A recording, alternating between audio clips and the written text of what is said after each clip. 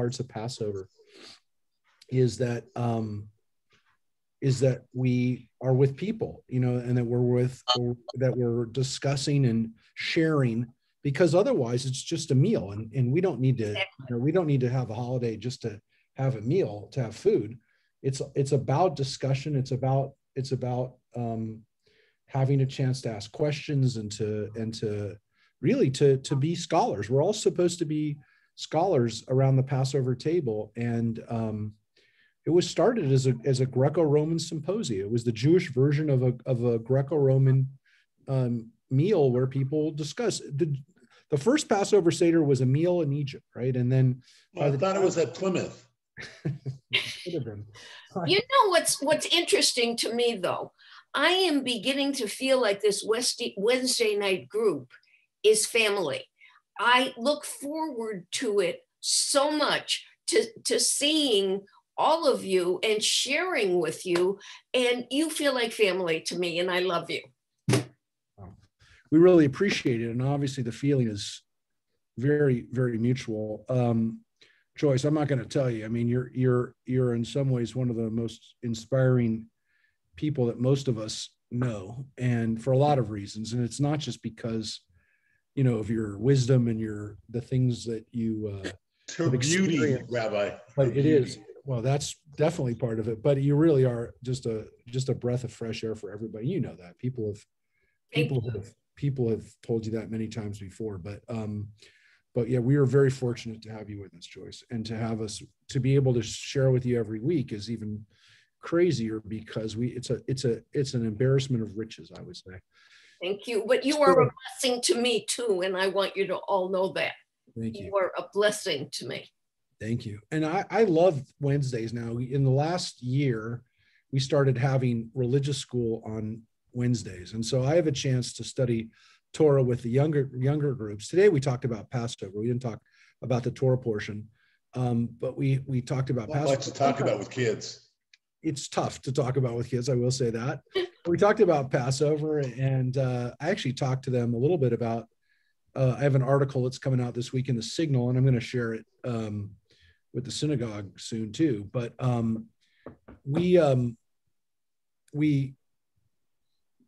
love being able to discuss, in some cases, the same piece of Torah with adults, with children, with people of all ages. And you realize that some of it is the same, right? Some of it affects us the same, but in some cases, it's amazing how you get a whole different vision. And of course, it could be with just a different group of adults that you get a whole different, vision and take on what's happening.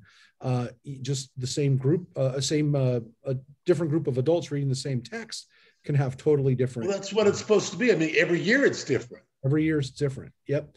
And so you never really exactly know where it's going to go. And that's one of the great things about Torah. And it's one of the great things about, again, what we have on Passover is this ability to discuss and to ask ourselves,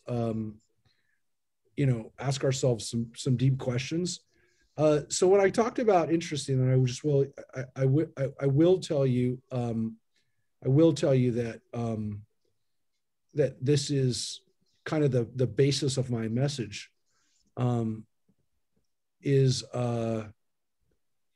I hope people don't look back on this period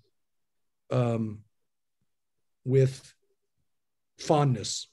And what I did is I looked at the Torah portion that we looked at a few weeks ago, and the one that happens right after we leave Egypt, and the people turn around to Moses and Aaron and say, "How can you bring us out here?" It's in chapter 16 of Exodus. How can you bring us out here to die? We had a great life back in Egypt. And I use that text in particular because I said, how right after the Exodus, right after we celebrated and came through the Red Sea and survived the 10 plagues, everything we read about at Passover, how could we change our minds so fast? And I said, the Torah does something really interesting. It reminds us that that the human mind is very interesting, that we can pick and choose what we remember from an experience. And that in some cases, we'll nostalgize and we'll look back on horrible events and remember them completely different. How can the Israelites look back on their experience in Egypt and say that we had great food back in Egypt? Did you forget you were slaves in Egypt? Did you forget the degradation, humiliation on a daily basis? And now you're turning to Moses and Aaron and saying we had food back then? So my point was really, I don't want people to look back on this time that we're in right now and say that it was okay. This was not okay. It wasn't. And I don't want people to nostalgize it. And again, I know that there were heroic people and good moments, and people got to spend time with their families in ways that maybe they didn't do before. But make no mistake about it, this is a traumatic experience. And if we nostalgize it and we reframe it, and if people talk about this period in a positive way and don't remember how bad it really was, we're gonna forget this lesson, and we're not going to stop ourselves from going back to this. And we cannot go back to this ever. This cannot be an acceptable thing. When I start hearing people say, well, we might have to deal with this again, or we might have, this might be the way things are every time we have a pandemic, or this is not acceptable. This cannot. And it's not normal, and it's not right. This is a flu, and they've exaggerated it to the point where they have people terrified. It is a flu. And if I get the flu, I'll deal with it.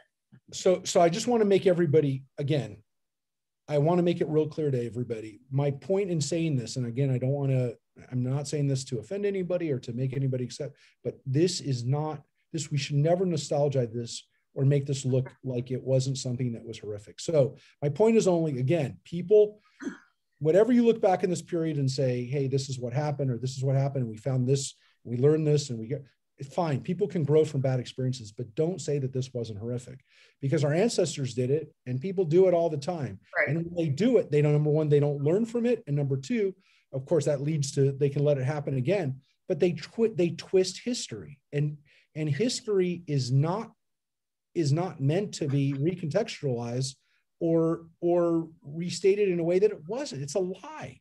And so I'm really hoping that people don't look back on this period and say, oh, but it was a great time of people coming together and blah, blah. No, this is not good. And this is not something that, again, I hope we ever look back on. So again, I only can say that now because we're now kind of coming to the end of this where again, people will be able to start seeing the light at the end of the tunnel. But again, please, people, don't allow ourselves to, and remember, at Passover every year, we eat bitter herb. We literally taste the bitterness of it so that we don't forget that it was bitter. So however we do this, remember it for what it is, for the history of again, a very dark time for our country. So with that, I want to tell you, that is going to be my message. You'll see it next week. I'm trying to, again, help people who don't understand Passover to kind of see it. I'm helping try to people who do understand Passover to see it and to learn from it. And so again, it's going to be in the signal, and you'll see it out there. I hope it's well received, or received with the intention that it was out there, which is, again, so that we try to be better people and try to make our country better, and obviously not to give up. I don't want people to give up, and I don't want people to be to be seeing this for something that it's not. And it's not meant to be a political statement or anything other than, again, let's try to never go back to this place.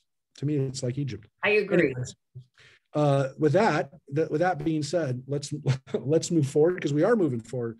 Believe it or not, we're moving into a new book of the Bible. We finished Exodus last week. We got to finish with a description of the building of the Mishkan, the tabernacle, and we got to read about this great work that the people did. That they came out, as we heard from Vayikra and Pekudei, that they came out and they brought more.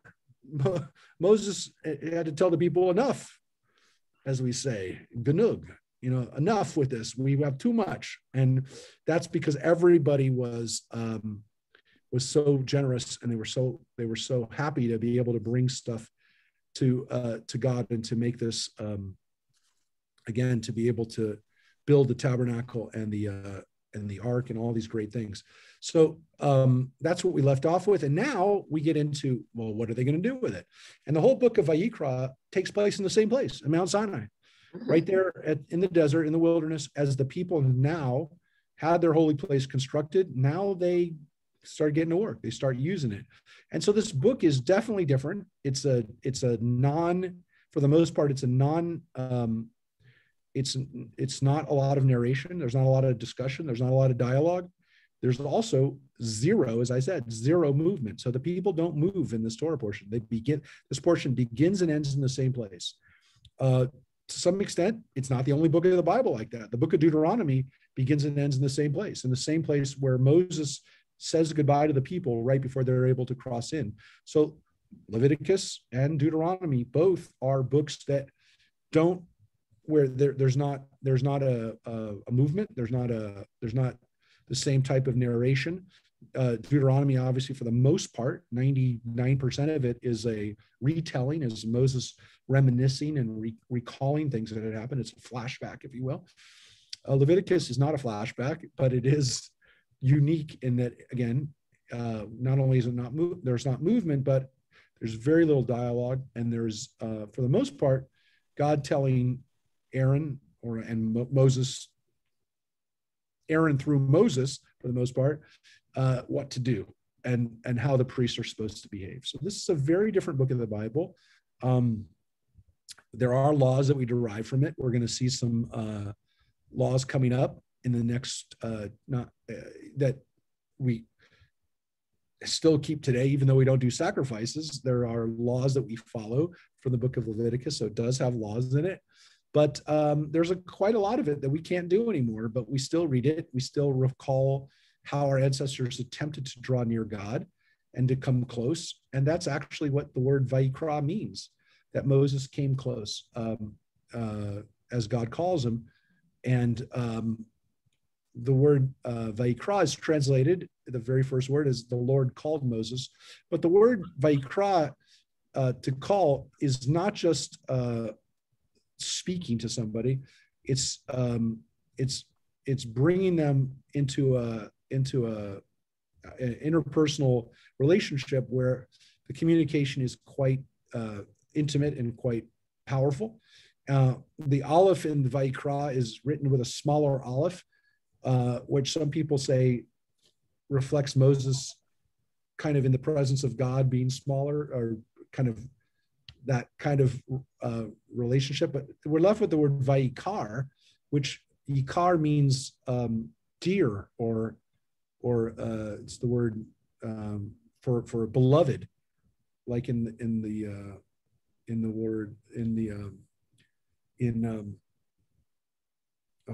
some of our liturgy, Drori Kara, which means beloved.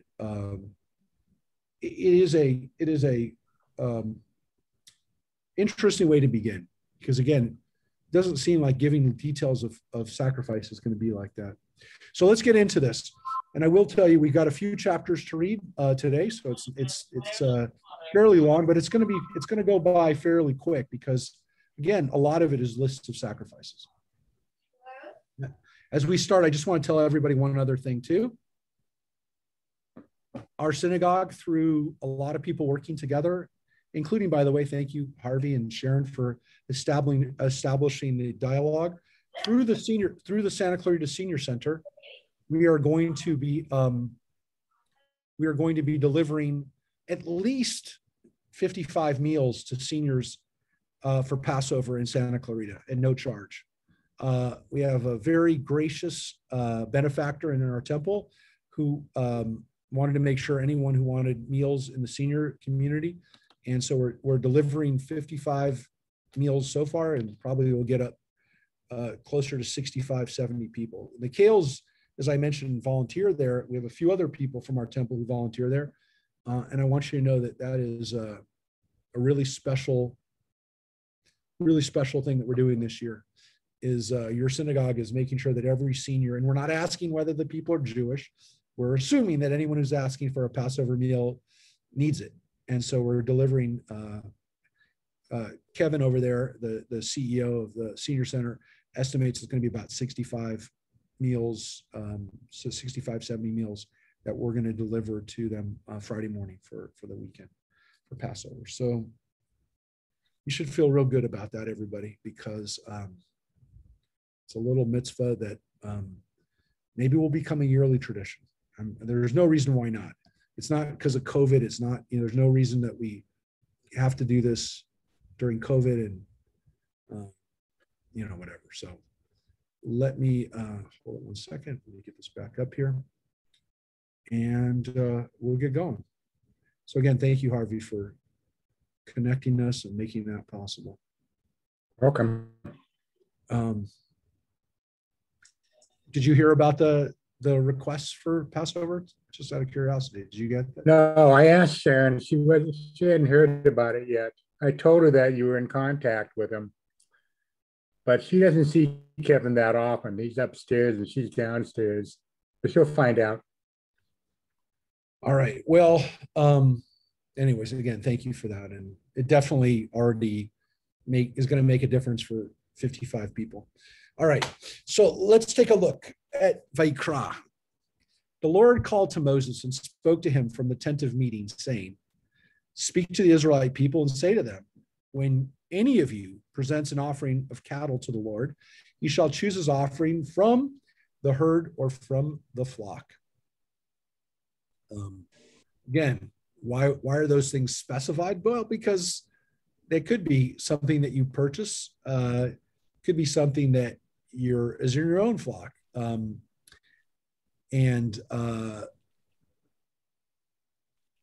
If his offering is a burnt offering from the herd, he shall make his offering a male without blemish. He shall bring it to the entrance of the tent of meeting for acceptance in his behalf before the Lord. He shall lay his hand upon the head of the burnt offering, that it may be acceptable in his behalf in expiation for him. The bull shall be slaughtered before the Lord, and Aaron's sons, the priests, shall offer the blood, dashing the blood against all sides of the altar, which is at the tent of meeting. So again, this is at the Mishkan. This is in the tabernacle, in the temporary structure that the people are meeting at. And the altar was set up and had to be set up every time they moved, because the altar is made out of stones. It's made out of essentially larger rocks that, again, people would have to reassemble every time they came to another place. So assumedly, they didn't bring the rocks with them. They reset up the rocks. But there was that altar, the main altar. Now, again, there's another altar inside, which they would also use for offerings, which was a metal offering, a metal piece. But again, it seems as though the rocks were underneath whatever metal was on top of it. There were rocks that were the main bulk of the altar. That walking up to that altar was on were on these rocks.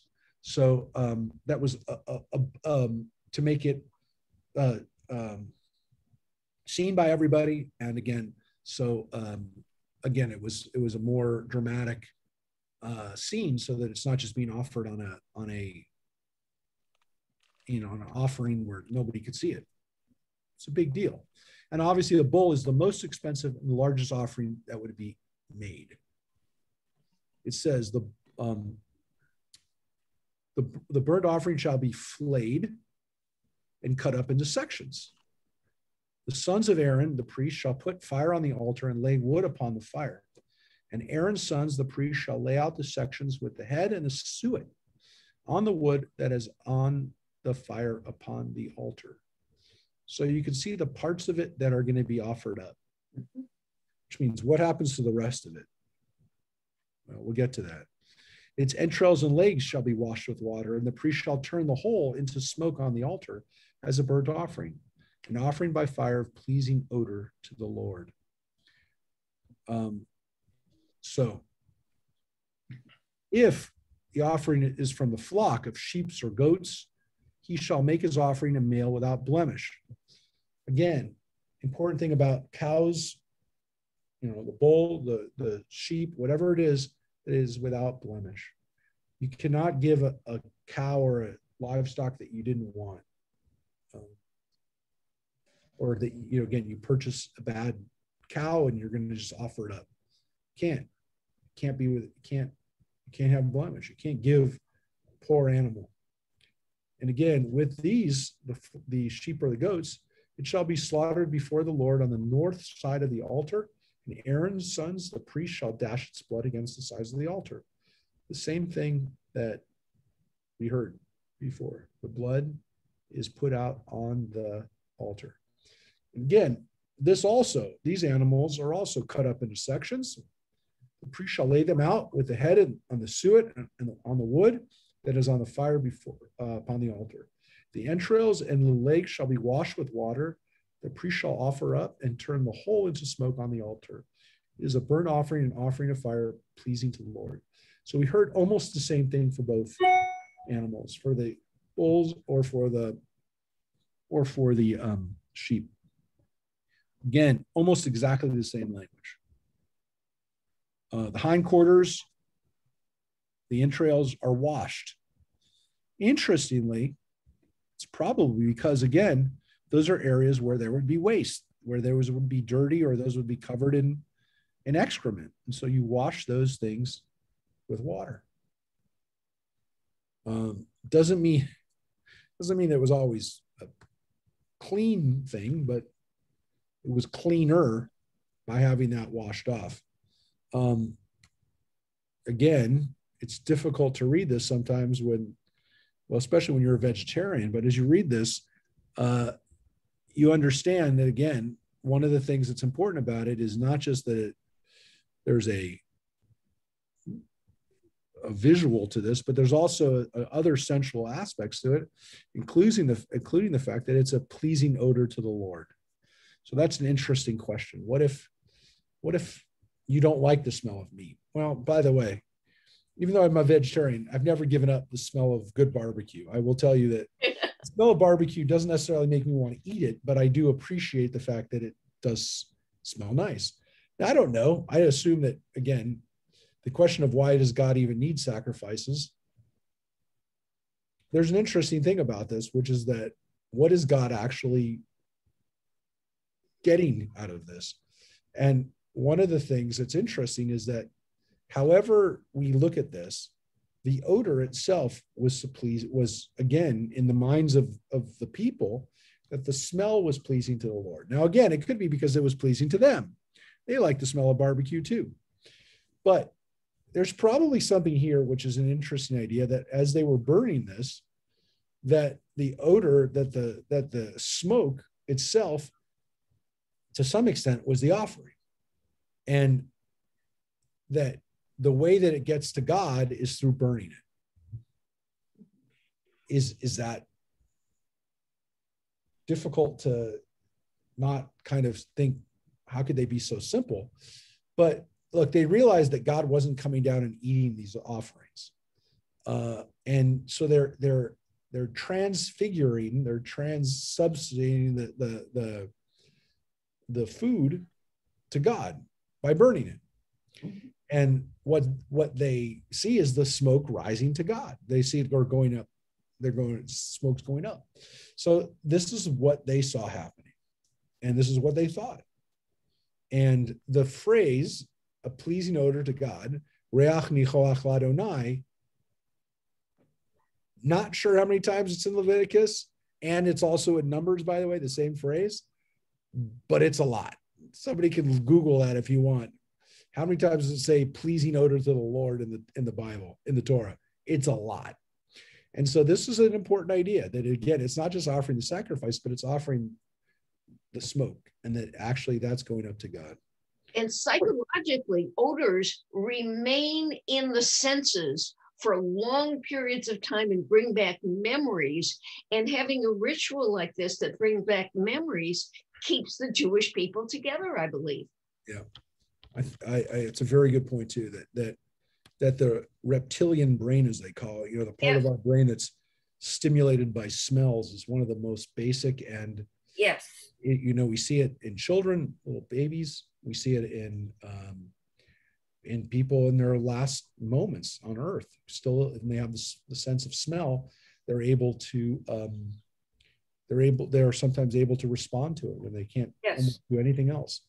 So it's an interesting, very powerful point that you make, Joyce, which is that it does trigger things in our brains. And this idea that God is also responding to it is very important. It is throughout the book of Leviticus. And again, it's something to think about. What is the, what's the lesson? What's the takeaway from this? Again, one of the things that we know is it's not just a matter of making God happy through this, but again, people doing something themselves with their own hands and feeling like they're able to give to God something that's of value to them. But this was really important, that people felt, hey, I'm a herdsman. I have flocks. I have the ability to have access to these animals, and I'm going to offer them to God as thanks, as expiation for sin, as holidays, all of these different ways. But again, what does it trigger when anybody smells this? Amazing memories, which, by the way, Passover. Sometimes people just smell certain foods and it makes them think about Passover. Matzah, not so much, because it has no smell, and I don't think it has a lot of taste either, but that's me. But the other thing is that, but some recipes, some of the family recipes, I remember my great aunt used to make popovers, Passover special Passover popovers that were made with matzah meal, and they were delicious. It's one of the only things with matzah meal that I liked. Put some butter on that, and it was like one of my favorite things. But that smell of those popovers, to me, that was like our family tradition, and just amazing. Just the smell of those things makes me think about the holiday. So again, Passover is one of those times where there's smells or there's things that people have, whether it's the bitter herb or whatever it is, that it triggers memories. So now we get to the lowest level of offering, which is the bird. So here we have the general explanations for all these things, and then we, of course, are going to get into specific offerings. So Diane Gilden just told me 40 times. Thank you, Diane, for doing that research. 40 times it says a pleasing odor to the Lord. That's a lot. That's a lot. For the Bible, anything that appears 40 times, that's a big one. So thank you, Diane, for getting that. So if his offering to the Lord is a burnt offering of birds, he shall choose his offering from turtle doves or pigeons, which again, not necessarily the biggest bird or the scariest bird or the most beautiful bird, but pretty much a bird that can be cultivated and raised, and maybe not a lot of meat on those either. But what's interesting about them is that they are, as we know, they're still not afraid to be around people. So it's interesting that those were the birds that were chosen to be offered. The priest shall bring it to the altar, pinch off its head, and turn it into smoke on the altar, and its blood shall be drained out against the side of the altar. So also burned. And in this case, you don't take out much, right? You shall remove its crop with its contents and cast it into the place of ashes at the east side of the altar. The priest shall tear it open by the wings without severing it, and turn it into smoke on the altar upon the wood that is on the fire. It is a burnt offering, an offering of fire, by fire of pleasing odor to the Lord. So interesting.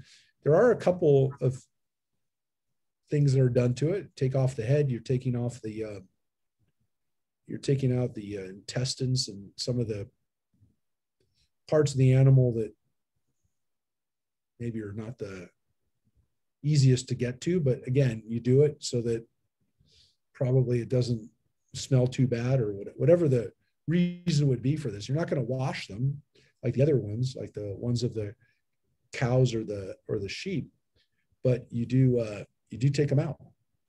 You take them out. So that's the first chapter.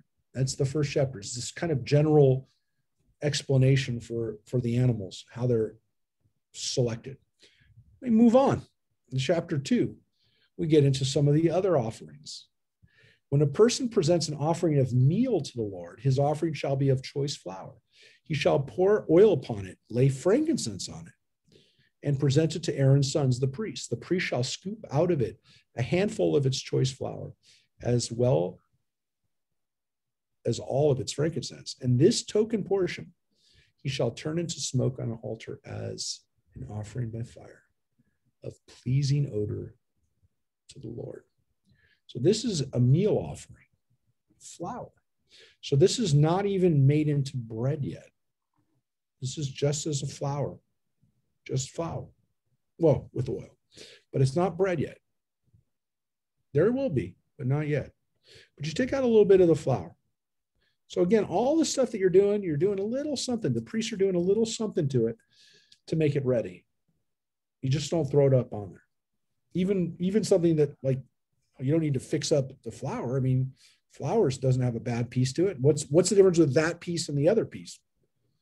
Everything's requiring a little bit of work, a little bit of effort right before it's offered up. It says the remainder of the meal offering shall be for Aaron and his sons, a most holy portion from the Lord's offerings by fire. So now we get to when it's cooked. When you present an offering of meal baked in the oven, it shall be of choice flour, unleavened cakes with oil mixed in, or unleavened wafers spread with oil. If your offering is a meal offering on a griddle, it shall be of choice flour with oil mixed in, also unleavened. So again, both times it uses the word unleavened, which is matzot. It says matzot or matzah. It can be baked in an oven, or it can be baked in a griddle. But there is oil mixed in. And wait, we're going to get to some other stuff.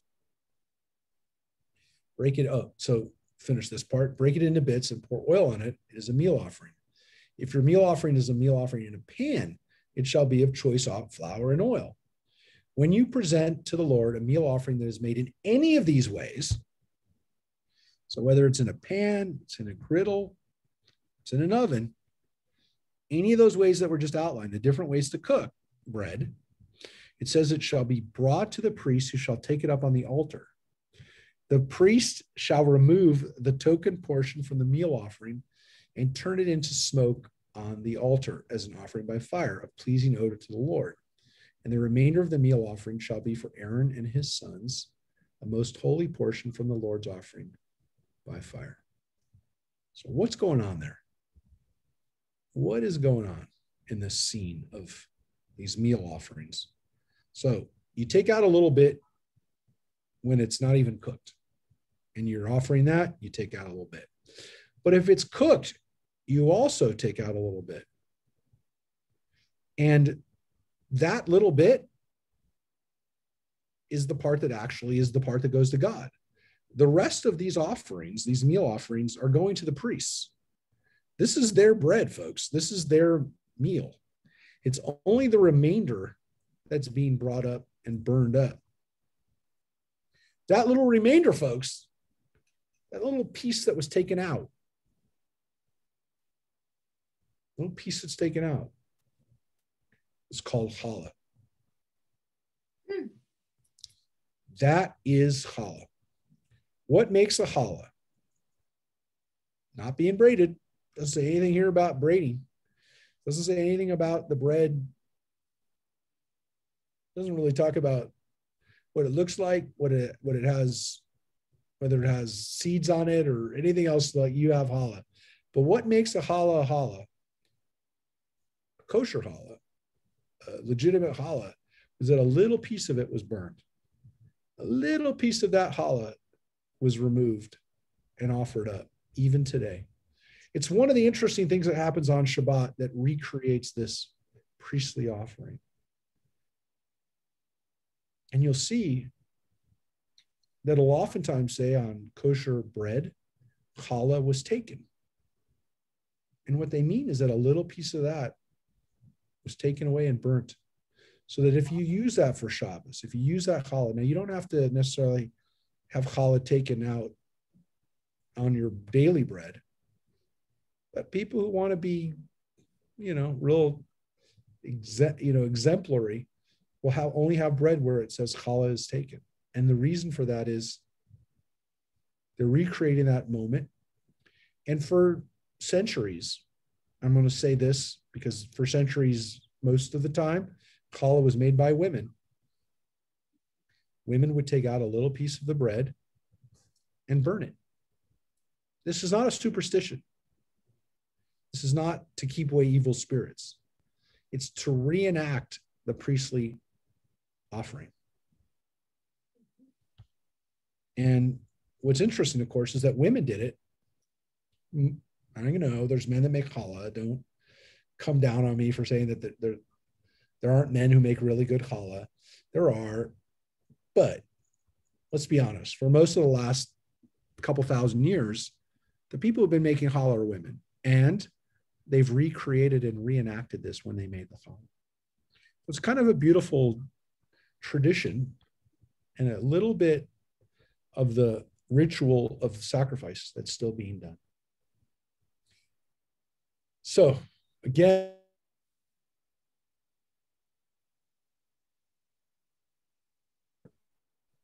goes to the people, to the priests. No meal offering that you offer to the Lord shall be made with leaven, for no leaven or honey may be turned into smoke as an offering by the Lord. You may bring them to the Lord as an offering of choice products, but they shall not be offered up on the altar for a pleasing odor. So anything with leavening couldn't be offered up as a sacrifice.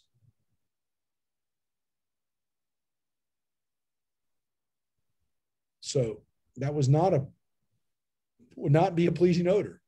So again, we can make it, by extension, we can say that when we're doing matzahs, we're actually kind of also keeping alive a little bit of that kind of food that was offered up on the altar. Mm-hmm. It's considered a more pure type of food, the food that didn't have leavening.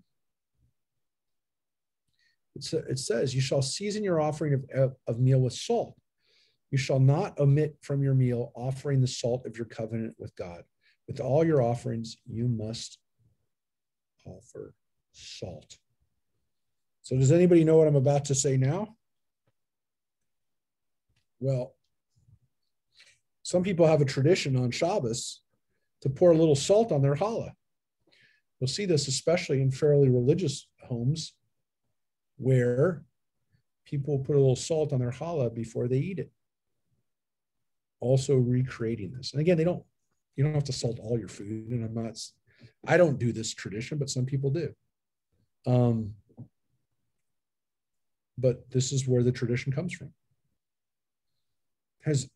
You've seen this before, haven't you? I mean, I'm not sharing with you some weird tradition that like you think I'm making this up, right?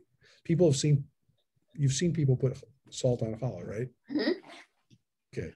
So this is a real tradition that is done when people do it on Shabbat. Now, they don't necessarily have, I guess you could, it's a lot of salt.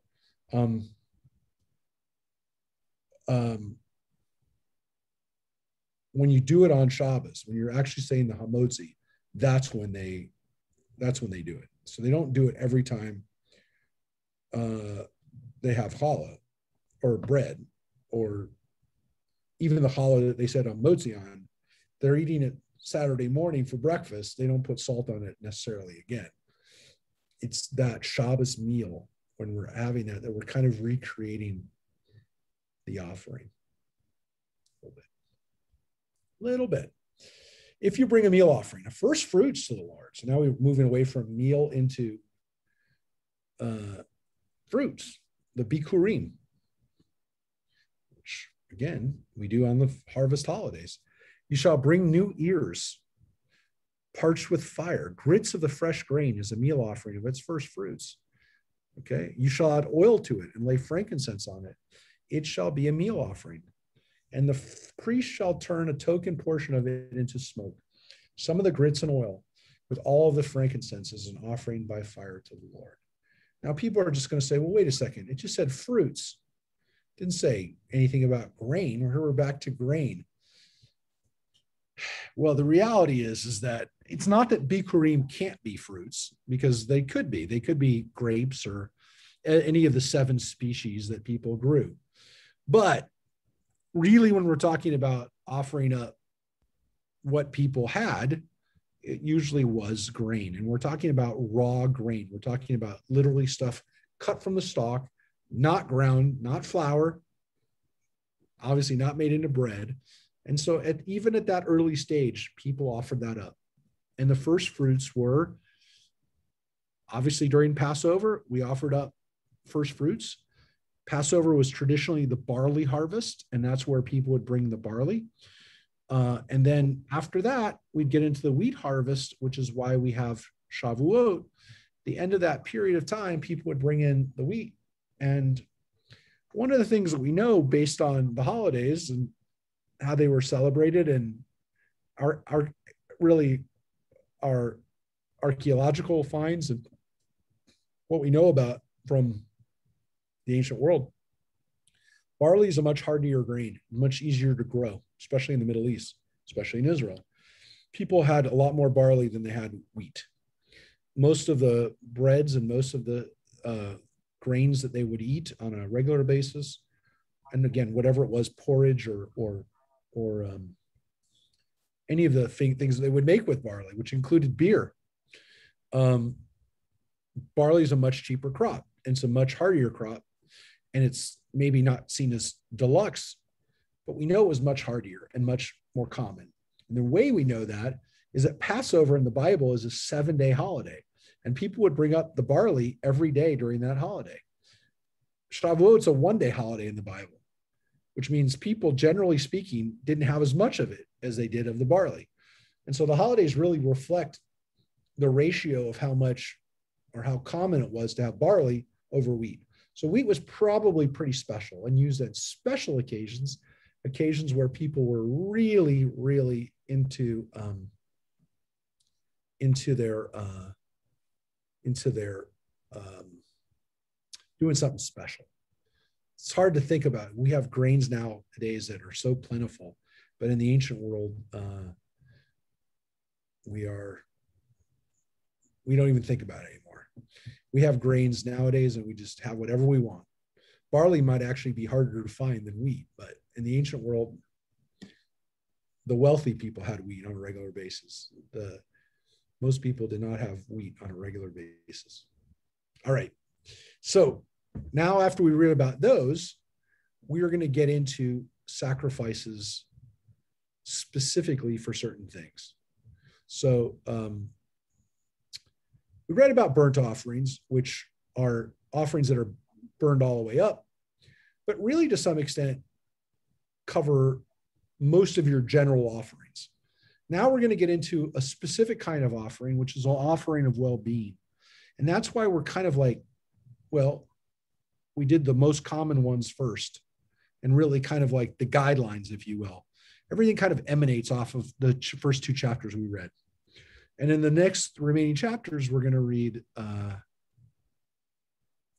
rest here. So any questions or comments so far? Anybody? All right. So let's get into this next section. If his offering is a sacrifice of well-being, if he offers of the herd, whether a male or female, he shall bring the before the Lord one without blemish. He shall lay his hand upon the head of his offering and slaughter it at the entrance of the tent of meeting. And Aaron's sons, the priest, shall dash the blood against the sides of the altar. That's pretty much the same as what we read at the very beginning. I just want to show you the very beginning just so you can see it.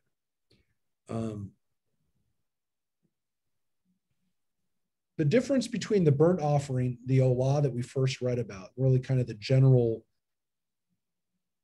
burnt offering, is that it's a male and only a male. Almost everything else was exactly the same. The shleimim offering, though, this offering of shalom, well-being, can be a male or female. So that's one tiny little difference between the sections. But again, when would a well-being offering? Well, let's read it and then we'll talk about that. He shall lay his hand upon the head of his offering and slaughter it at the entrance of the tent of meeting. And Aaron's sons and the priest shall dash the blood against the sides of the altar. He shall then present from the sacrifice of well-being as an offering by fire to the Lord the fat that covers the entrails and all the fat that is about the entrails, the 2 kidneys and the fat that is on them, that is at the loins, and the protuberance of the liver, on the liver, which he shall remove with the kidneys. So here we get into different parts of the animal that are offered. So different animals in the sense that it can be male or female, and also different parts of the animal. So here we see a major difference. So the first part, male and female. Now we get completely different parts of the animal. Aaron's son shall turn these into smoke on the altar, with the burnt offering which is upon the wood that is on the fire as an offering by fire of pleasing odor to the Lord. That's the same. And if his offering for a sacrifice of well-being to the Lord is from the flock, whether male or female, he shall offer one without blemish. Again, we read that. If he presents a sheep as his offering, he shall bring it before the Lord and lay his hand upon the head of his offering. It shall be slaughtered before the tent of meeting, and Aaron's sons shall dash its blood against the sides of the altar.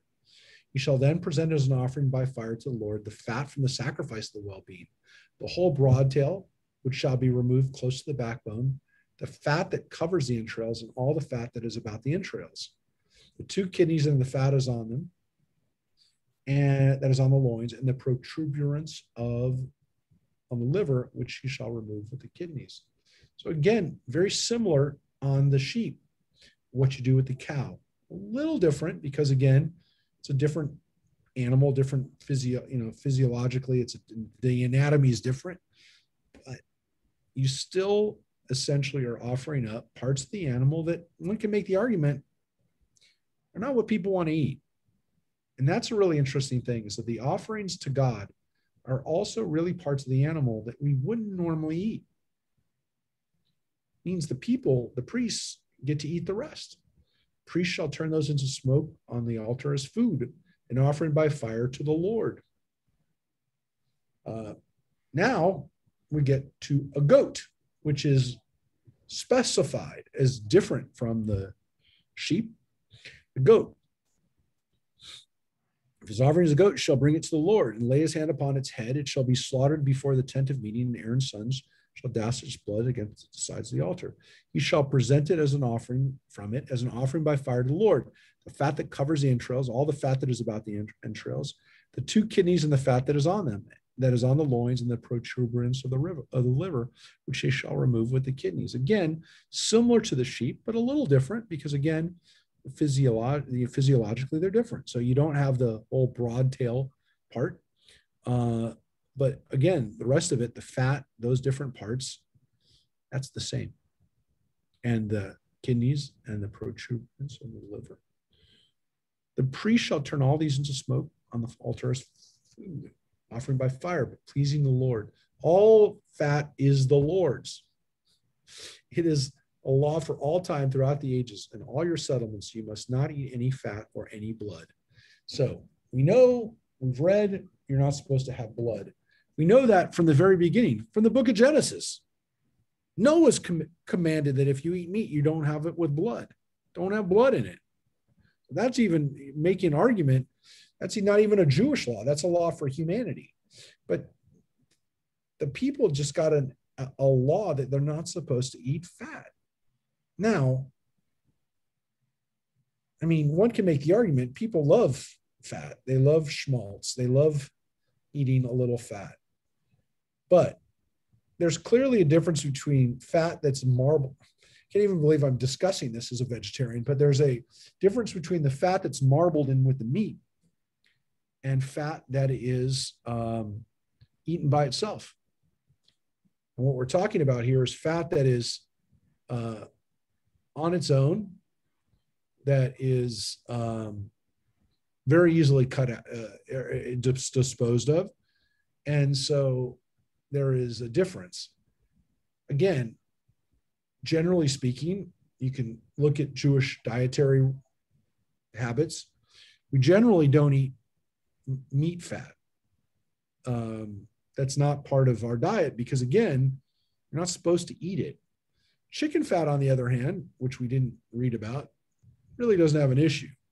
And so schmaltz, most of the time, comes from chicken fat. It's not cow fat. It is a, I wouldn't say a loophole, but chicken fat has always been allowed or not always been allowed, but it's been a staple of Jewish diets for a long time. But other kinds of fats, not very common. And if you think about it, most of the fats or lards that people use are not made out of cow anyways. They're made from pork. And most of those kind of lards are that are used in foods, that are used when you see lard, would not be kosher by virtue of it came from a pig, let alone from a cow. So just keep that in mind. I mean, those are Jewish dietary traditions, and again, they're based on the law. They're based on the halakha in this. That's chapter 3. As you can see, again, even though we're reading like 7 chapters, it's not as comprehensive, or as it's not as in some ways it's repetitive, and it also is covering, again, not conversations or necessarily, we haven't gotten into the parts that are going to be laws, but again, this chapter is a fairly long chapter, but again, it's not like some of the other chapters in Leviticus that go into different things. This is almost, again, but it's going to change. You're going to see it'll change a little bit in tone, but for the most part, these are the general guidelines of the sacrifices. Yes, next week a little bit more of these, and then the week after it changes almost completely. Doesn't have any sacrifices really in it at all. So now we're going to get into, we've read about the olah sacrifices, the burnt offerings, we've read about well-being sacrifices, and now we're going to get into the guilt, and we're going to get into these sacrifices for forgiveness. The Lord spoke to Moses, saying, "Speak to the Israelite people thus: when a person unwittingly incurs guilt in regard to any of the Lord's commandments about things not to be done, and does one of them, if it is an anointed priest who has incurred guilt, so that the blame falls upon the people, he shall offer for the sin of which he is guilty a bull of the herd without blemish as a sin offering to the Lord." So if a priest does something wrong, and because of what he's doing wrong, it's going to affect everybody else, he has to offer up the largest animal that you have, which is a bull, and definitely the most expensive. And bulls still are the most expensive animals pretty much that we have in our world, with the exception of some very expensive racehorses. Bulls can go for a crazy amount of money, and this is a big deal. Something clearly that the people wanted to make a very bold point. We're sorry, and we're offering our best. So this is not a thing that has to be done. It's not a thing that you want to do, like the well-being, the offering of well-being. It's an offering that you never want to do. But we know we're going to have to do it. Because people are people, they're human, and they need to have a way of fixing things. So they offer this bull. So he brings the bull to and we read about this at Yom Kippur, of course, because again, these offerings are specified, especially at Yom Kippur. "He shall bring the bull to the entrance of the tent of meeting before the Lord and lay his hand upon the head of the bull. The bull shall be slaughtered before the Lord, and the anointed priest shall take some of the bull's blood and bring it to the tent of meeting. The priest shall dip his finger in the blood and sprinkle of the blood 7 times before the Lord in front of the curtain of the shrine. The priest shall put some of the blood on the horns of the altar of aromatic incense, which is in the tent of meeting before the Lord.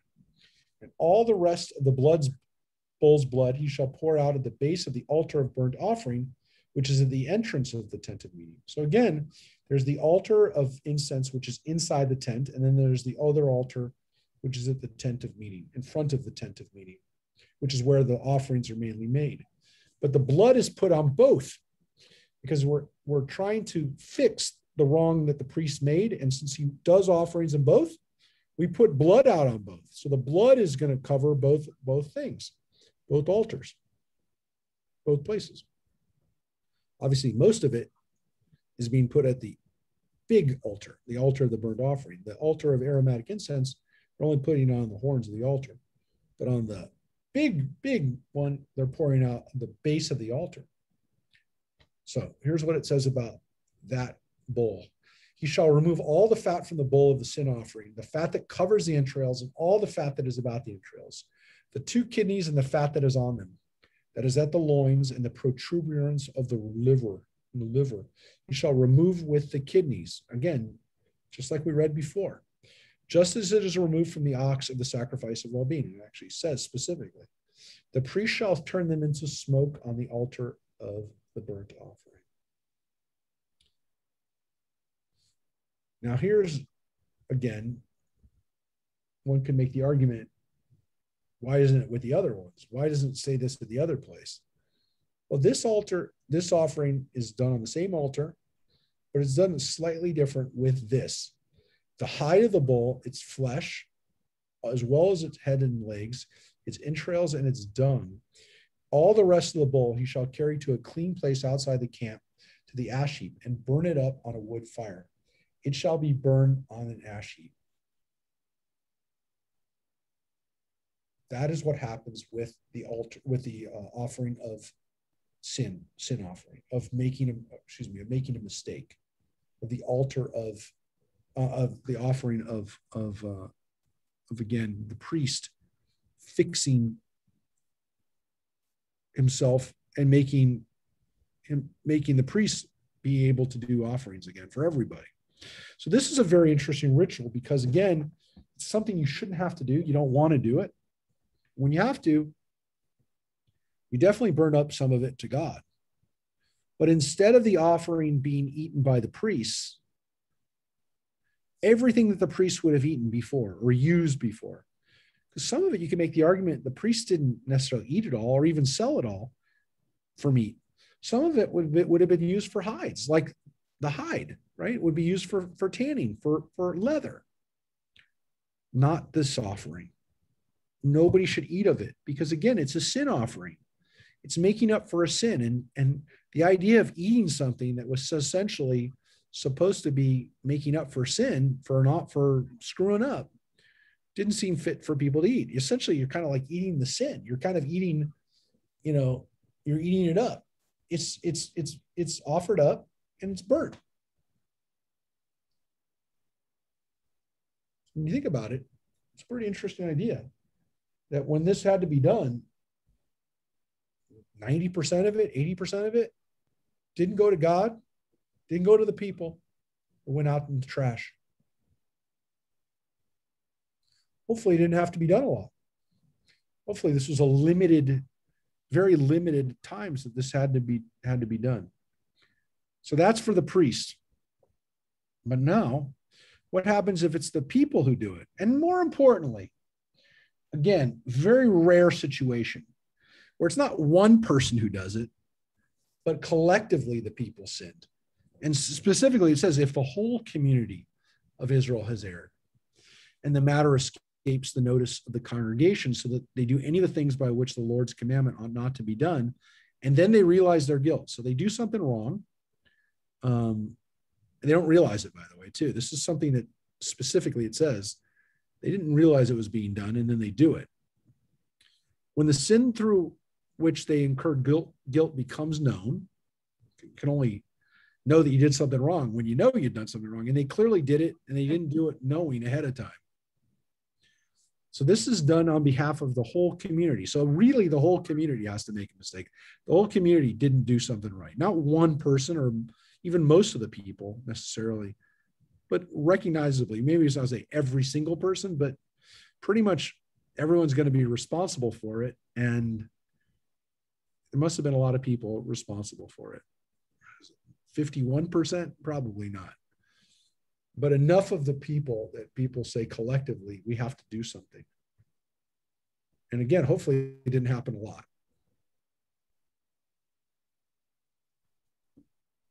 So here we go. So as we go into this one for the people, the elders of the community, instead of the priests, a little bit of a change. It makes sense. the elders of the community shall lay their hands upon the head of the bull before the Lord, and the bull shall be slaughtered before the Lord.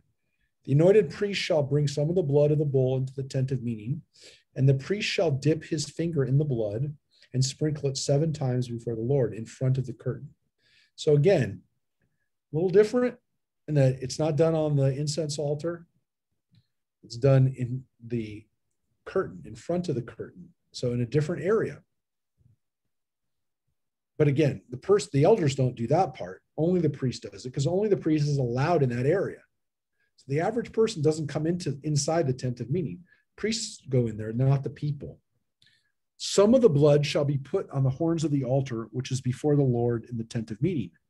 And all the rest of the blood he shall pour out at the base of the altar of the burnt offering, which is at the entrance of the tent of meeting. So some of it, or again, most of the blood, you could say, is done in a place where people can see it. Because some of it is put on the altar, and then some of it is, or most of it, the rest of it, is pulled out at the base of the altar, just like the other blood was. And again, with this one, he shall remove all its fat from it and turn it into smoke on the altar. And it says, he shall do with the bull just as was done with the priest's offering, the priest bowl of sin offering. He shall do it the same. Thus the priest shall make expiation for them, and they shall be forgiven. So just like we burned up the last one, the majority of it, you shall carry the bull outside the camp and burn it as he burned the first bull. It is the sin offering of the congregation. So again, most of this offering of sin, the sin offering, when people screw up as a group, most of it is burned up, is not eaten by anybody. Nobody eats it. They don't eat it. Priests don't eat it. Burned up. It's thrown out. Or not thrown out, it's burned up.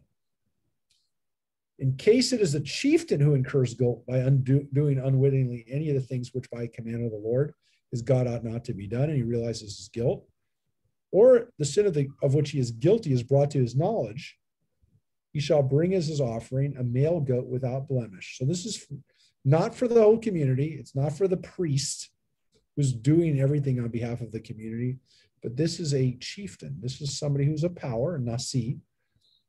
Interestingly, we use that word nasi now for the president of Israel. It's called the nasi. We also use that, by the way, for the president of any country. It's in Hebrew, it's the modern Hebrew word for not the head of the government. That's the Rosh HaMemshalah. That's the prime minister.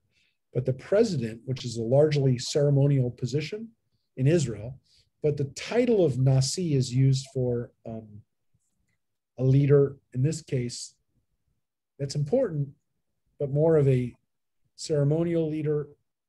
Chieftains were not necessarily ceremonial.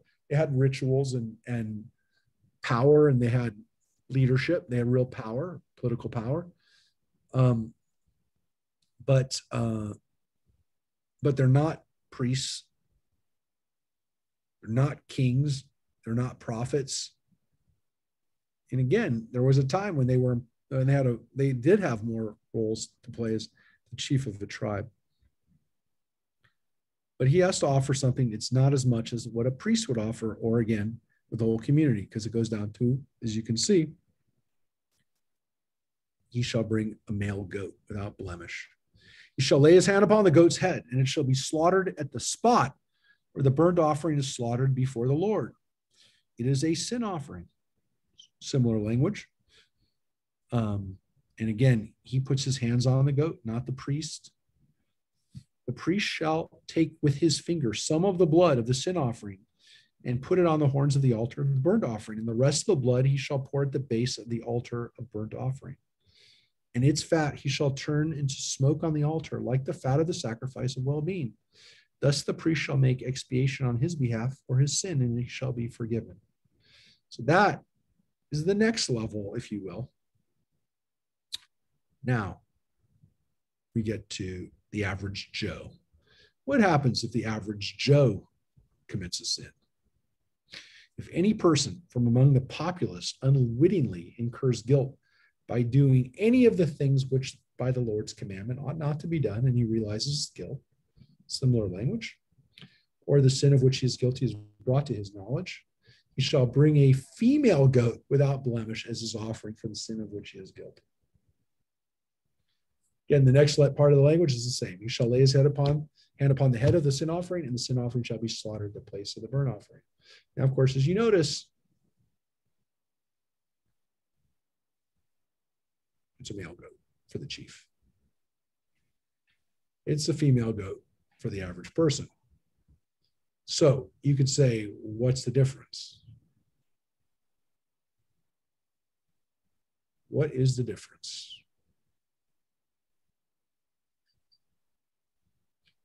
Well, the difference is that female goat costs a lot less. So that is the difference.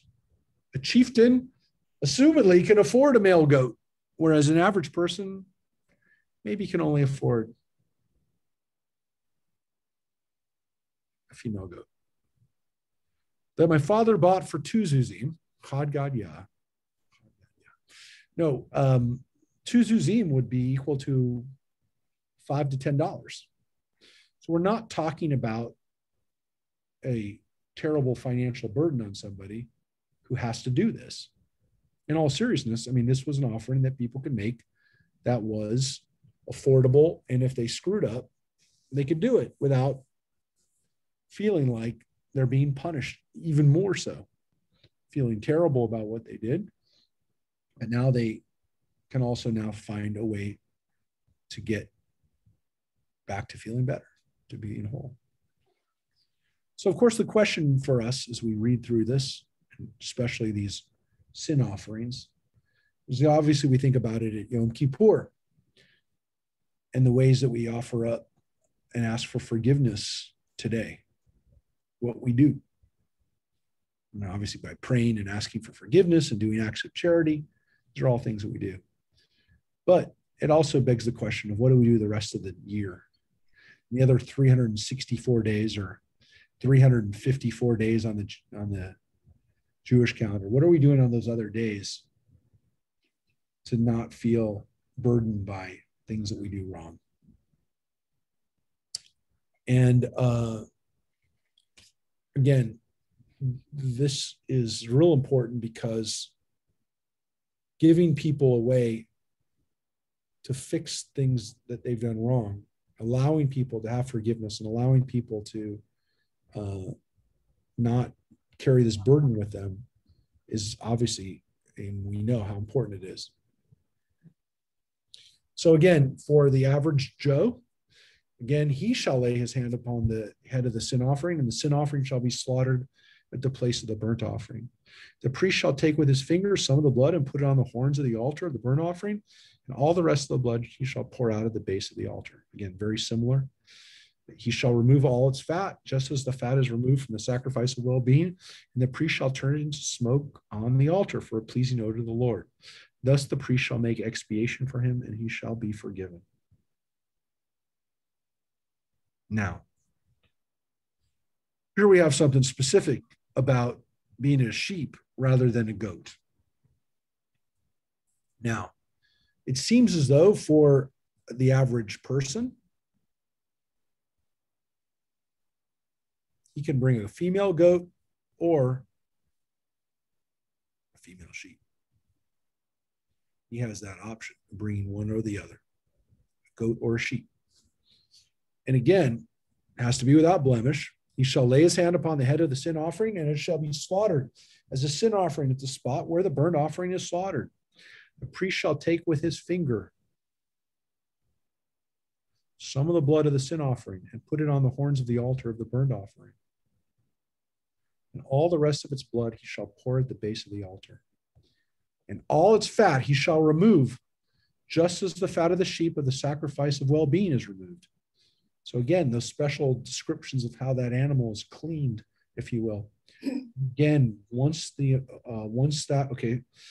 priest shall turn into smoke, and thus the priest shall make expiation on his behalf for the sin of which he is guilty, and he shall be forgiven. So again, this is this allows people to feel a sense of wholeness. This is the sin offering, which is different than this offering we're about to read in chapter 5. Because here it says, if a person incurs guilt when he has heard a public imprecation, and although able to testify as one who has either seen or learned the matter, he does not give information so that he is subject to punishment, or when he touches any unclean thing, be it a carcass of an unclean thing, or the carcass of an unclean cattle, or the carcass of an unclean creeping thing, and the fact has escaped him, and then being unclean, he realizes his guilt, or when he touches human uncleanness, any such uncleanness whereby one becomes unclean, and although he has known it, the fact has escaped him, but later he realizes his guilt, or when a person utters an oath to bad or good purpose, whatever a man may utter it in an oath, and though he has known it, the fact has escaped him, but later realizes his guilt in any of these matters. When he realizes his guilt in any of these matters, he shall confess that wherein he has sinned, and he shall bring it as his penalty to the Lord for the sin which he is guilty, a female of the flock, sheep or goat as a sin offering, and the priest shall make expiation for his sin. So how is this sin offer or guilt offering different than the offering that we just had, right? Now, the interesting thing is if it was simply called, this was called the chata offering, the offering of a chet, or chata, which we usually translate as transgression or sin. How is this different than the offering that we just saw here, the beginning of this, chapter 4, which is, again, another type of sin, another type of transgression. It's a chet, and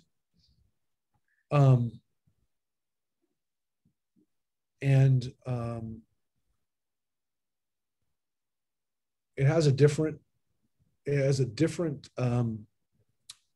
consequence. There are two different types of sin or guilt. Actually, there's more than two types, but you're going to see that there's an interesting thing with these, the psychology of what happens here. Well, let's read chapter 5 and then, let's read this next chapter and you'll see the difference of how it plays out. So we actually have specific situations that the people are going to get for why they have to do this type of offering, why it's different than a sin offering. We have specific cases of coming into contact with non-kosher animals, of uttering an oath, of testifying in court, all these types of things that are specified here in these descriptions. Let's take a look when we get to the end of chapter 5. So it says, he confesses.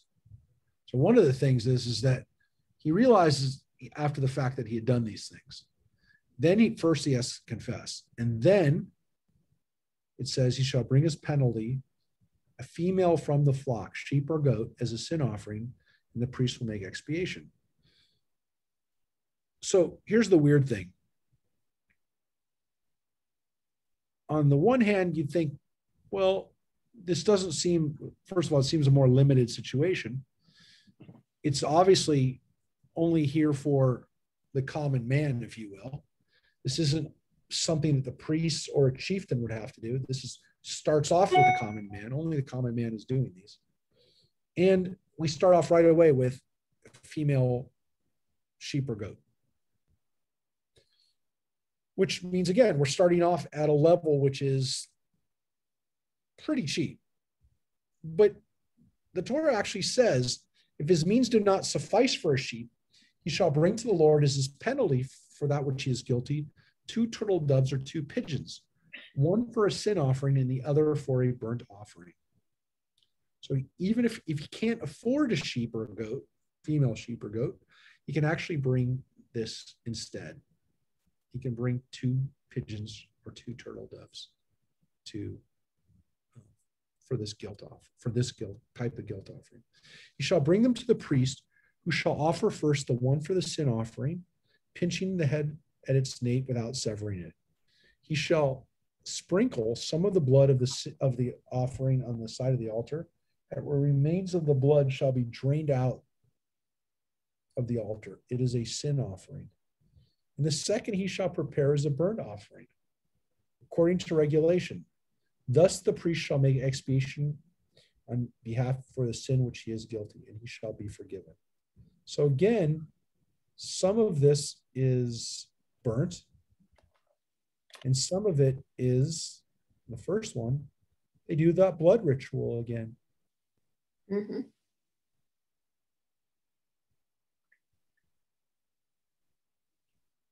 And if his means do not suffice for 2 turtle doves or 2 pigeons, he shall bring as his offering for that which he is guilty 1/10 of an ephah of choice flour for a sin offering. He shall not add oil to it or lay frankincense on it, for it is a sin offering. She shall bring it to the priest, and the priest shall scoop out a handful as a token portion of it and turn it to smoke on the altar with the Lord's offering by fire. It is a sin offering. The priest shall make expiation on his behalf for whichever his sins he is guilty. He shall be forgiven. It shall belong to the priest like the meal offering. Now here's the weird thing, because in this case, it doesn't say the rest of it is destroyed or burned up like it is with the other offerings that are sin offerings. This one seems like the priests are allowed to keep it, which is kind of weird because you think this was done for a sin. So if that whole concept of sin being on the offering, why would the priest be able to keep this offering? It's kind of weird because it's the one piece of it. But of course, what's interesting about it is that if a person can't offer the animals, he can offer the birds. And if he can't offer the birds, he can offer up this flour. So again, assumedly, this is like a kind of a sin that people really, really are doing. Number one, probably in some ways more frequently, but it's a specific type of sin. It's also one that you can make the argument. Again, it's hard to know, like when someone's doing something wrong, what effect it's going to have. But in the first list of sin offerings, those are sins that are actually going to have repercussions that are huge. Because if a whole community is sinning, or if a priest is sinning, or if a chief is sinning, assumedly, these are really big consequences and require a bigger sacrifice. They actually require somebody to do something here, which is going to have a much more powerful effect. And so those offerings are bigger offerings, and they are, to some extent, I wouldn't say they're more serious, but they definitely seem to have more consequence. Yes, it wouldn't be here and it wouldn't be serious. It's still serious. One can make the argument that these are a little less serious. For example, again, making the mistake of eating or touching something that's not kosher doesn't rise to the same problem that a priest would make if he did something which would then render him impossible to act on behalf of the rest of the community. Same thing going for the chief. So there's a logic to this, which I think is kind of obvious. We're not quite done with it. Let's finish it. And the Lord spoke to Moses, saying, when a person commits a trespass, being unwittingly remiss about any of the Lord's sacred things, he shall bring as a penalty to the Lord a ram without blemish from the flock, convertible into payment in silver by the sanctuary weight as a guilt offering. So this last piece of this that we just are reading is something very, very, very specific, which is this has to do with the offerings themselves. Or maybe not just offerings, but something that has to do with holy things. If a person screws up, if a person tries to screws up, they do have a way of getting back into the community with, again, doing something pretty serious, which is screwing up everybody else's stuff. The sacred items are for everybody to be sacred, not just the priest. Everybody is supposed to be. So this is, again, didn't do it on purpose. He didn't do it on purpose, did it unwittingly, but now he has a way of getting back. He shall make restitution for wherein he was remiss about the sacred things, and he shall add a fifth part of it and give it to the priest. The priest shall make expiation on his behalf with the ram of the guilt offering, and he shall be forgiven. So again, this person didn't do it knowing that he was making a mistake. He messed up an offering. Maybe he damaged, I wouldn't say the altar, but let's say he did. I mean, I'm sure it could have happened, but I mean, he shouldn't be coming anywhere near the altar if he's not a priest. But let's say he damaged one of the curtains or some part of the tabernacle. He has to make restitution. He has to fix what he broke. And he also adds, essentially, again, 20% that the priests get for damages. So there's a penalty for it. And then, of course, this expiation, the ram, he is now cleansing himself and getting himself right so that he can feel like not only has he made restitution, but he's made an offering. So that's when they do it. Again, unknowingly, they do it. If they did it knowingly, that's a problem, folks.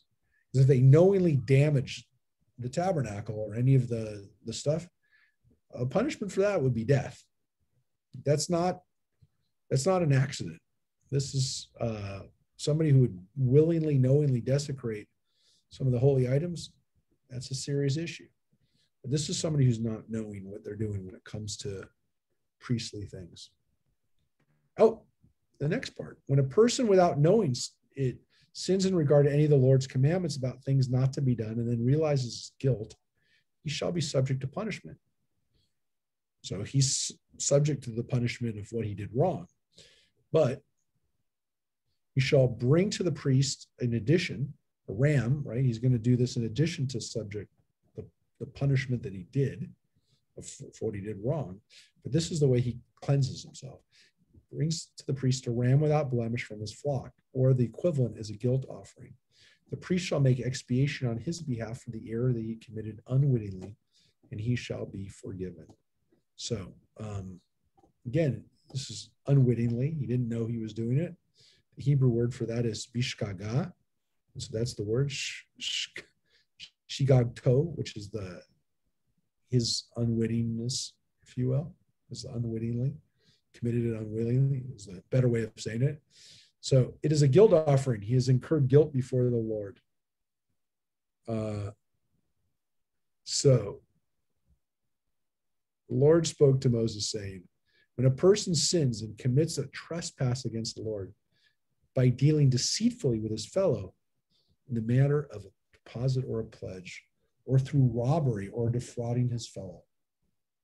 These are not unwitting sins. This is not an unwitting. This is not bishkaga. This is somebody knowing. Mm-hmm. Or, there's more, or by finding something lost and lying about it. If he swears falsely regarding any of the various things that one may do and sin thereby, when one has thus sinned and realizing his guilt, would restore that which he got through robbery or fraud, or the deposit that was entrusted to him, or the lost thing that he found, or anything else about which he swore falsely, he shall pay the principal amount and add a fifth to it. He shall pay to its owner when he realizes his guilt. Now, it sounds like he realizes his guilt early on, but maybe this is more, and again, the word that's used here is ashamato, his guilt. So there's somewhat of a difference between a sin and guilt. The sin is done the sin is done knowingly or unknowingly. To some extent, guilt doesn't occur until the person actually acknowledges it. And one could say, not realizes is a good word here, but acknowledges his guilt, because realizes it, I think, has a connotation that he didn't know he was doing it. This is a guilt that's brought about by his acknowledging it, taking responsibility for it. And again, he has to make restitution. He has to pay back what he did wrong, plus 20% as a punishment, as a penalty. And then he goes through the ritual of making an offering and cleansing himself so that he feels he's truly repented. So it says, he shall bring to the priest as his penalty to the Lord a ram without blemish from the flock, or the equivalent as a guilt offering. The priest shall make expiation on his behalf before the Lord, and he shall be forgiven for whatever he has done to draw blame thereby. So again, this blame or guilt, I don't know why they translated it as blame rather than guilt. I guess that's maybe better language, but it's the same word in Hebrew, ashma, which is, again, recognition now that something wrong has happened. Mm-hmm. Now, I will tell you that if you were, again, you saw this,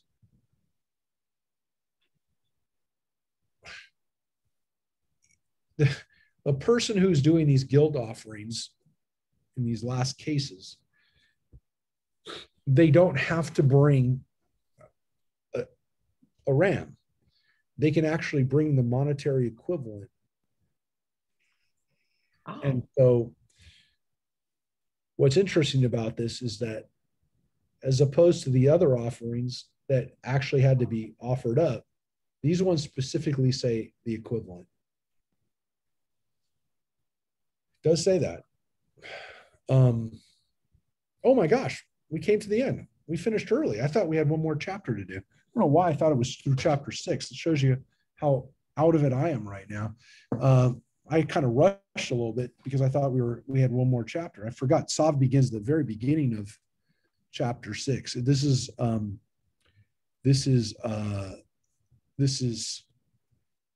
continuation, and it really the first part of Tzav is almost the same tone and the same list of sacrifices that we have. But what we had so far, and again, to kind of differentiate from what we're going to have next week, so you can kind of put it in your mind, we went through the burnt offering, which is, again, to some extent, the stereotypical offering. Then we had the shlemim, the well-being offering. And then we have these sin/guilt offerings that are offered in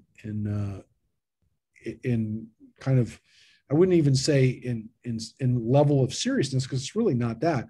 It's not even necessarily a level of frequency, though to some extent the first offerings are like the blueprint for all the offerings.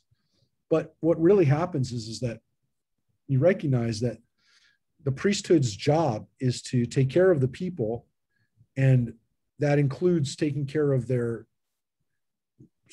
fixing up their mistakes, or allowing them to repent, or allowing them to be purified again. But it also includes, obviously, all the offerings that were made for holidays. And so again, when we get into next week, we're going to get into some of the other offerings that were offered. And again, this continues into Tzav, into next week's portion, and into right into the beginning of Shmini, when we read about Aaron's sons.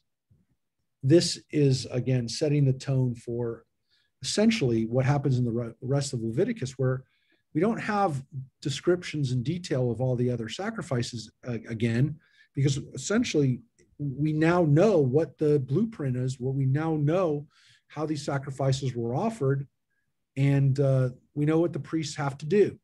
And so when we have the descriptions of sin, or when we have sin offerings accounted for, we don't get into as much of a detail of it because we were given it already. So the beginning of Leviticus really gives us to have this in your mind. It has the instructions essentially given, the directions for what the priest will do. What's interesting, of course, is in Parshat Shmini, we read about how the priest screwed up almost right away. When I say right away, I mean really like the 8th day, which is the first day of operation, if you will. They had a grand opening, the grand opening day, and then they had a week to kind of figure out and restock and kind of have the settling down period. And then on the 8th day, they came back to redo it again, and they screwed up. So essentially, it's really like the 2nd day of operation that they screwed up. So not the 1st day, they screwed up on the 8th day. So that's not the next week's portion, but the week after. So this week coming up, as we discussed, we've got Passover on the horizon, and we have got Passover coming up, next week when we do, when we get gathered together again for Torah study for Parshat Tzav. We're really going to be in the midst of our last minute preparation, if you will. We'll definitely be cooking and getting things ready. We have a cooking class on Sunday that Tracy's hosting. We're going to do a live virtual cooking demonstration. She's going to make some foods that she hasn't done before. I encouraged her to do macaroons because I don't think we've ever done macaroons, and people have those for Passover. But Tzav is the next week's portion.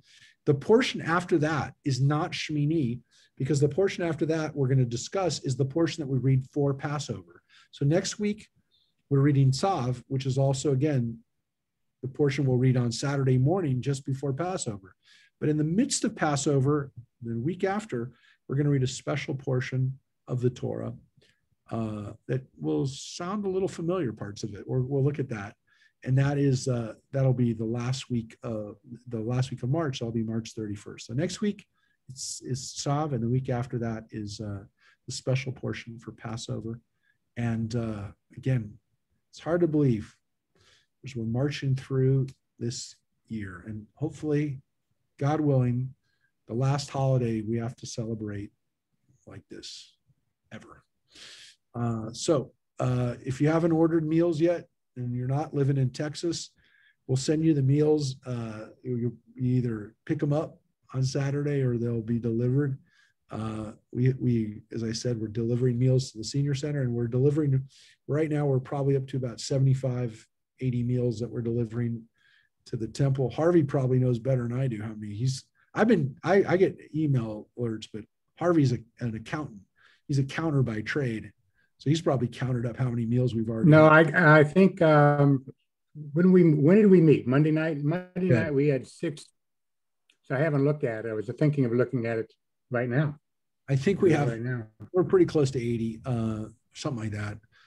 But the good thing is that, we may keep up this tradition of delivering meals if people need to for Passover, but I'm really hoping that next Passover, this will be a bad memory, as I said at the beginning. Not a good one, not the way we're supposed to be celebrating Passover. So again, wish everybody a good preparation as we get our stuff together. Just everybody continue to stay healthy and keep staying positive. And if you like the piece that I wrote when I posted up, share it out to people, because man, I want this to be the last time that we do this. And that means thinking about what we need to do as individuals and as a country, as a world, to make sure that that don't happen. Had a wonderful call today, by the way. I just let everybody know I had a wonderful call today with Mike Garcia, our congressman, who we met with on behalf of AIPAC, and we talked about what we need to do as a country to keep the world safe. So my part was we talked about 3 things, because this was our AIPAC lobbying session, which we should have done in DC 2 weeks ago.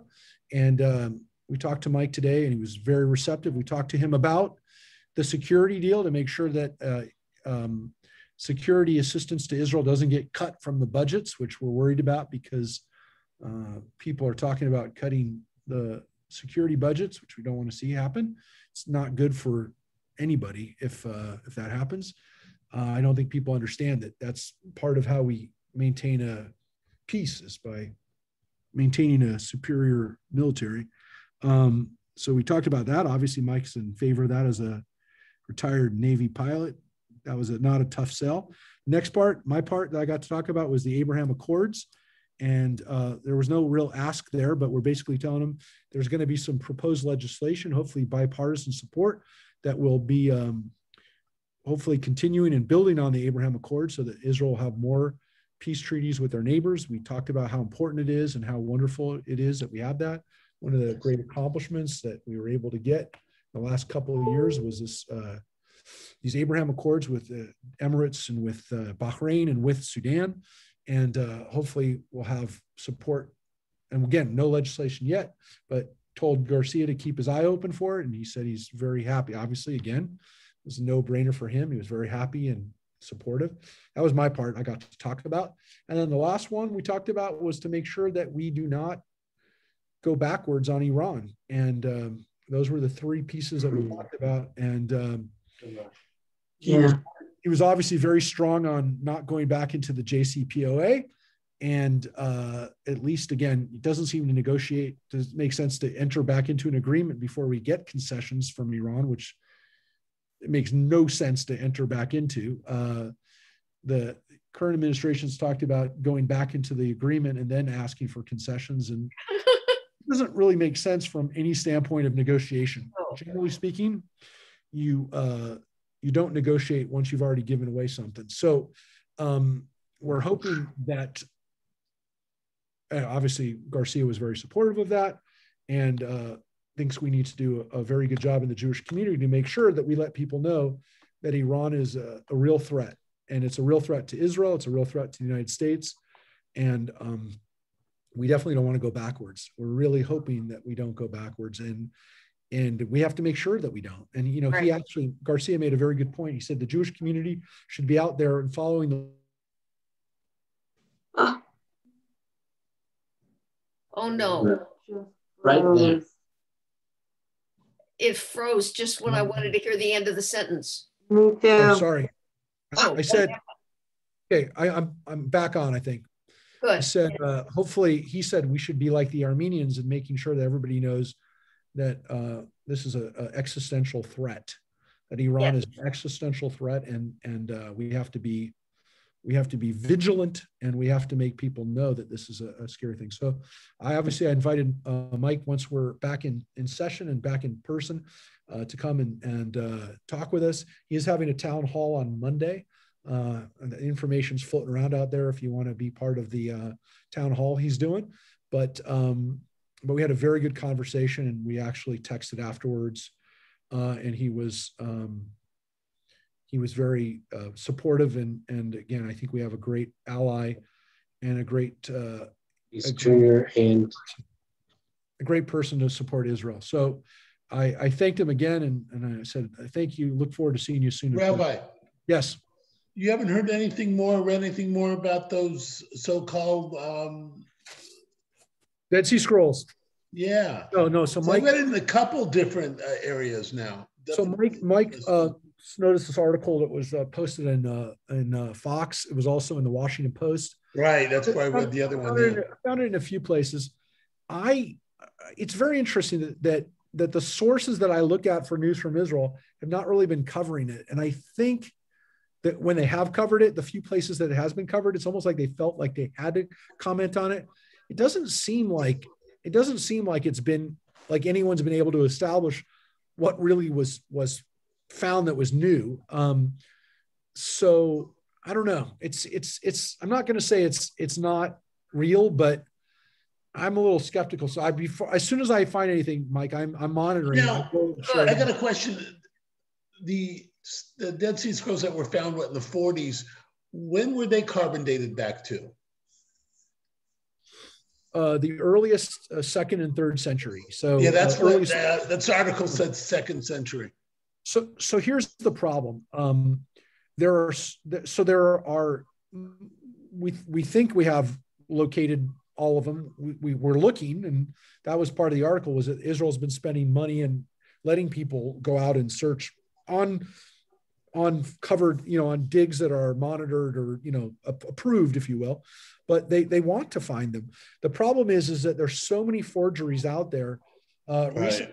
Recently, the Museum of the Bible released a statement. The Museum of the Bible, remember, was started by the Greens from Hobby Lobby. They built this beautiful museum. I told you, it's in DC. It's gorgeous. I definitely recommend it for people to go see. They built this great museum. It turns out that all of their Dead Sea Scrolls fragments turned out to be forgeries. Oh my God.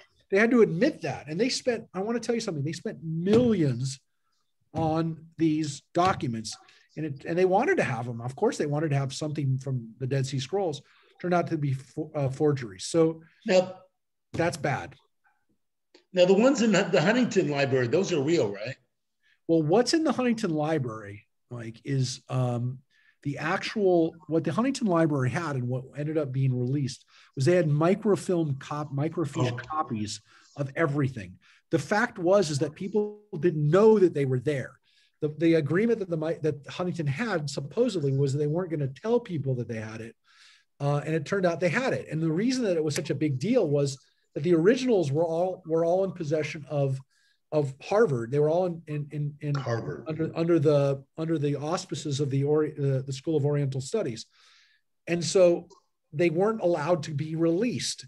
And so the Harvard University had all the fragments, and again, most of these were little tiny fragments with just a couple letters on them, but they weren't released. And so the Huntington had these copies, and then a few years ago, now it's about 20 something years ago, a couple scholars released the microfilm copies.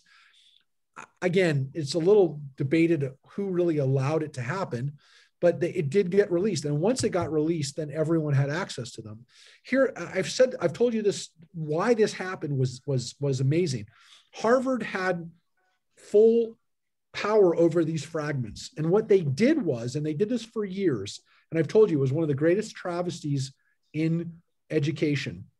What they did was this: because they had the only copies of these, well, they didn't. They had the only verifiable known copies of these, of what's the word? The only admitted copy or original. They had originals, but they showed copies to their students. Again, the copy of it, the microfilm copy, was sitting in the Huntington Library the whole time. For 40 years, it was sitting in the Huntington Library. By having these original and copies, microfilm copy at Harvard, what they did for their graduate students in biblical studies is they would give them a fragment of the Dead Sea Scrolls and say, go translate, go tell us what's on this scroll. They literally give them this thing. They give them a picture and they say, tell us what's on that scroll. Now, what made this so amazing was that every scholar who got to do this, every biblical, and I have professors who they were Harvard graduates. They got to do this. What was so amazing about it is they had this weird monopoly where no one could ever tell you what was on that scroll because no one had translated it. So they were literally giving these to people and say, prove to us that you can translate something that no one's ever translated. So you couldn't look at what some other person had translated because they were not translated. And so these people had this wonderful project of translating a document that no one could help them with. They couldn't get help from anyone. They couldn't call a professor and say, hey, professor, can you help me translate this? I'm having a real problem with this, because no one had seen it. But in the meantime, scholars of the Dead Sea Scrolls who had been scholars their whole lives for 40 years could never see these documents until these scholars would translate them. And then it was part of their thesis. They would show their translation.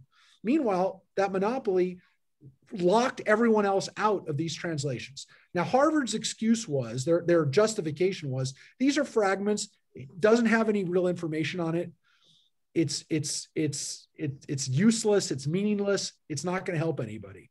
But that's not true. And you don't. And who are they to decide who gets to see these documents or not? And everybody knew it was a travesty. Everybody hated it, and they couldn't do anything about it. And so finally, these guys in LA. They were actually from Long Beach. They blew out the Huntington. They released the Huntington and it blew up the monopoly. So Harvard couldn't do it anymore.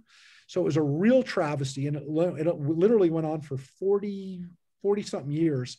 These poor people, and there were people who died, by the way. I want to tell you, there were scholars of the Dead Sea Scrolls who died never being able to see the fragments. It just helped their research. There's so many great stories about that. I obviously got very involved in reading about it, and it's whenever I see something, I want to learn more. Yeah, it's an amazing story, but it's also really, in some ways, there's some tragic story. There's a tragic story in it. Yeah. There's still tragedies going on because people are getting defrauded and they're buying forgeries. And the argument could be that they could have bought other stuff. Look, I want to tell you, the whole story is amazing because, again, during the 6 Day War, Israel captured the Dead Sea Scrolls, and up until that time, they weren't in possession of Israel. But they were in Jordan, right? They were in occupied Jerusalem. The occupied Jerusalem, Jordan, the Jordanian side of the city, they controlled it. When Israel captured the School of Oriental Studies, the campus in Jerusalem, what they call Rockefeller Center, those documents came under Jewish control. I'm telling you, who knows how history would have been different if those scrolls hadn't been under Jewish control. Now, Israel had bought some of them. Israel had bought some of the scrolls, but majority of the scrolls were sitting in the School of Oriental Studies.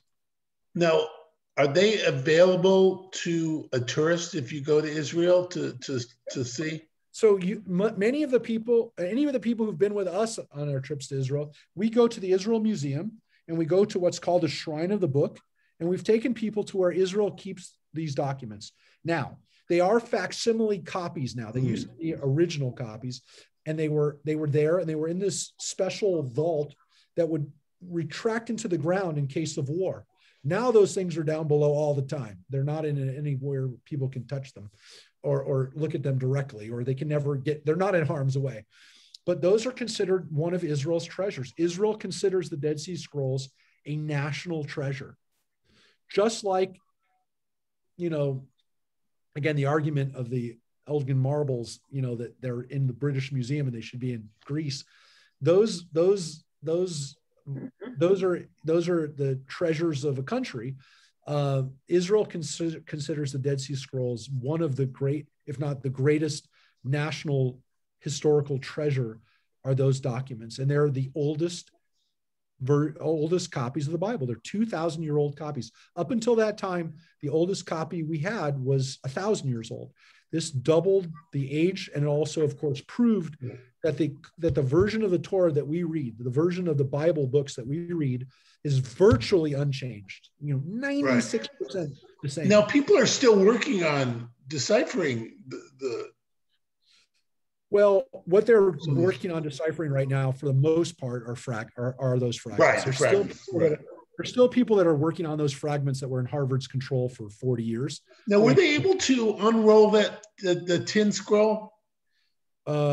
Yes, there are still parts of it that were not translated or that were damaged. You could say they'll never be able to be unscrolled. The copper scroll, of course, is what I meant. The copper scroll, right? No. The copper scroll is considered to be it's a treasure map, and again, people are not sure whether it was ever real or not, or ever a real. The treasures were really there where it says they are, but the fact is that it must have been an important scroll because somebody took the time to inscribe it on copper, which was very expensive then, or obviously very, very difficult to work in and expensive in both the material and in the labor in putting it into copper. And the feeling is that someone would have done that only if it really was a valuable trove of temple treasure that was documented in that copper scroll. But there are translations of most of the copper scroll, or I should say the part of the copper scroll that we have been able to unravel.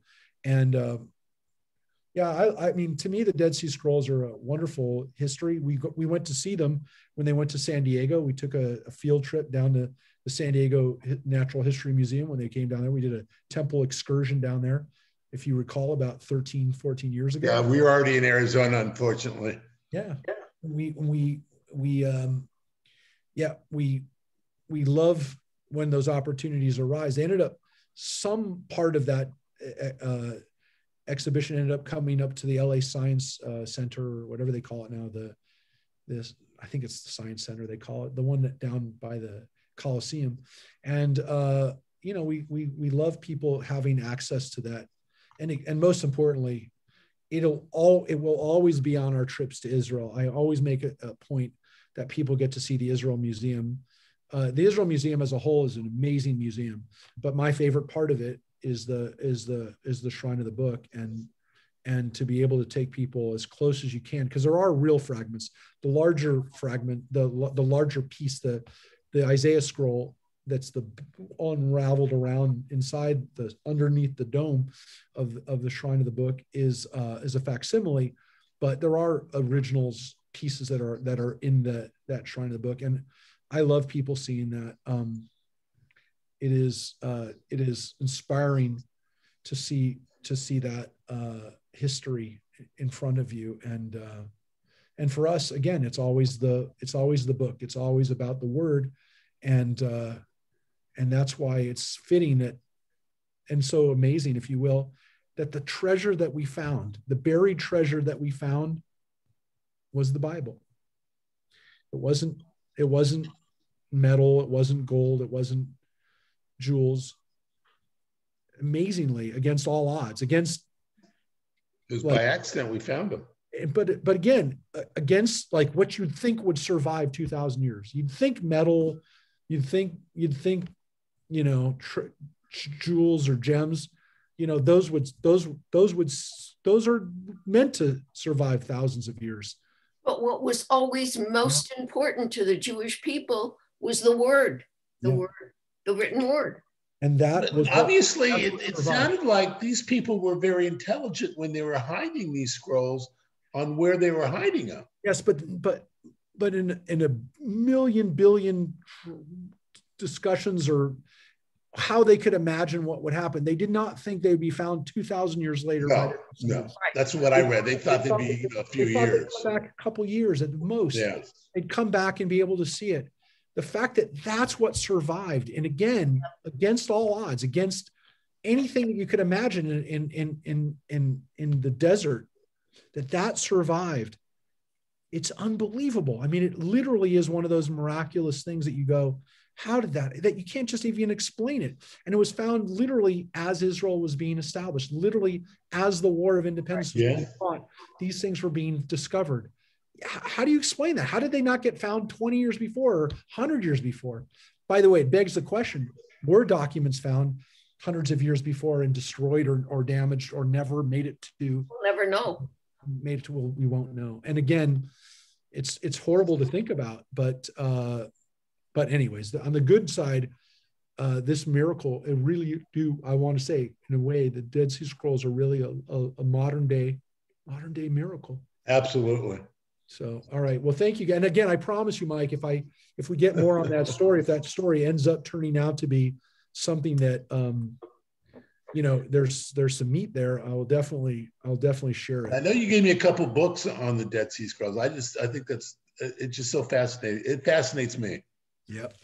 It is. It should fascinate and hopefully inspire all of people. us. I mean, Jody Magnus from North Carolina, she's really the one that kind of turned me on to that. Yeah, she's one of the great scholars of it, and somebody who definitely has been spreading the importance and the history that's contained in it. Something. If we ever have an extra few dollars at the synagogue, probably should get her DVDs and have a class. I mean, it was like a 24-hour DVDs, and it was just an excellent class that she put on. Well, thank you. Look, I thought you meant we should buy some of the Dead Sea Scrolls. Yeah, that's $2. Well, Mike, I mean, it's very generous of you, but class I think would be very interesting. Dead Sea Scrolls are coming. I promise, if I ever get my hands on anyone, I'll bring them back here. I don't think they'll let me go leave the country with them, but. All right, everybody, stay safe. It was great seeing you all. Thank you, Rabbi. Get ready for Passover. All right, bye, everybody. Stay good. Bye-bye.